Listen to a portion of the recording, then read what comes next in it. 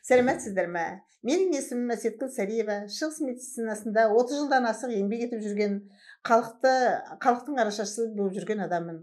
Бүгінгі видеода беткі безеудің шығуы мен емделу жолдарын айтып беремін.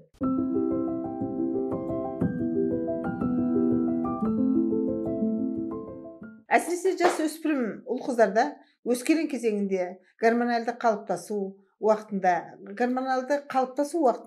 өте көп кездеседі. Безеу шыққанда көбінесе сығып тастап жатады. Бұл көпшіліктің істейтін іс-әрекеті. Адам терісі 3 қабаттан тұрады. Безеу шыққанда оның ішіндегі ағарып тұрған ірің сияқты ағарғанда аяғына дейін шығармайды да, ішіне инфекция кіреді. Оны сығу керек болады аяғына дейін. Бірақ алдымен бетті тазалап, қажетті бет тазартатын сұйықтармен тазалап алып, барып сығу керек болады. Сыққанда қанша сығу керек? Ол ішінде іріңге ұқсаған заттарды түгел шыққанын көрсетеді. Өйткені іріңнен қанға өтіп тұр ғой. Сығып біткен соң орнына қышқыл, әсетил қышқылымен, немесе спиртпен, болмаса тағы да тазалап сүртетін басқа заттарменен тазалап сүртіп, сығып біткен соң орнын қышқылдар неше түрлі әсетил қышқылымен немесе спиртпен де тазалап сүртуге болады. Ішке кірген инфекция қан тамырындағы қанға кіріп, қанды былғап, ары қарай безеудің көбеюіне апарып соқтырады. Ал безеу неліктен шығады дейтін болсақ, бас жағында айтып кеткенмін. Айтып кеткенімде ішкі ішектің ластануынан да болады. Запор болады. Іштегі шлак организмге токсин жіберіп тұрады. Қанды улайды былайынша айтқанда. Бір жағы біраз уақыт диета ұстау керек болады. Ашты, тәтті, торттарды, фастфудтарды жемей, көкөністі көбірек жеу керек болады. Тіптен ұннан істелген тамақтарды азайту керек болады. Оның құрамында глютен бар. Сүтті тағамдарды азайтып, біраз тазалау керек болады. Ішкі құрылысты біраз қалыпқа келтіру керек болады. Балалар әрине нанды жақсы көреді.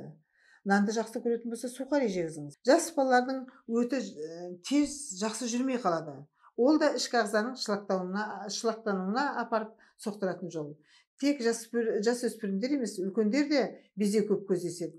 Ал безеудің алдын алатын ем ол ішкі ағзаның таза болуы. Безеу болған жағдайда алдымен косметикалық жолмен тазарту. Әрине барлық кісілерге косметологқа баруға мүмкіндік бола бермейді. Сондықтан сіздерге үй жағдайында және неден пайда болатынын айтып отырмын. Безеу тұқым қуалайтын жағдайда болады. Әкесі не шешесі жас күндерінде беттеріне безеу шыққан болса, балаларында да кездесіп жатады. Генетикалық жолмен беріледі деп айтамыз, яғни бет терісін өскелең кезінде гормоналдық өзгерістерге байланысты да шығады. Асқазанда хилокобактерия болғанда да болады. Ол үшін асқазанды тексерту керек болады. Балалар сырттан келгенде қолын жумай тамақтана кетеді, болмаса шала жуады, бетін ұстайды, ауада да шаң болады, бет кірлейді. Оның бәрі беттегі бұзылған жерге инфекция кіргізеді. Балалардың өтінде ләмбірей болатын болса, бет бұзылады. Сондықтан безеудің бетке пайда болуының себептері өте көп. Беттің арнайы су сабындар, қышқыл араласқан арнайы сүртетін сұйықтықтар болады. Оның ішінде асетил калий араласқан, миндал қышқылы араласқан сұйықтармен тазалау керек болады. Әсіресе безеуді. Беттің майлы, құрғақ тері екеніне қарай емді қолданған дұрыс. Әркімнің терісі әртүрлі болады. Сыртқа шыққанда тазалап алып, күннен қорғайтын кремдерді жағып алғаны дұрыс болады. Жоғарыда айтып кеткен бет күтімімен қосымша ішкі ағзаның таза болуына, тамақты дұрыс ішуіне көп көңіл бөле отырып, денсаулықты күтіп, спортпен шұғылданып, таза ауада көп жүруді қолға алса, дендеріңіз сау болып, теріміз таза болады. Қазіргі таңда мен сіздерге осы аруларды емдеуге көмектесе аламын.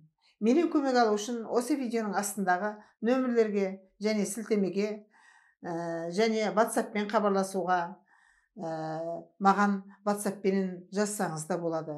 Сіз жауабын аласыз деп ойлаймын. Әр уақытта бетіміз таза болсын, ішкі ағзамыз таза болса, сыртқы дүниеміз де таза болатынын ұмытпайық. Әрқайсымыз тазалықты ұстайық.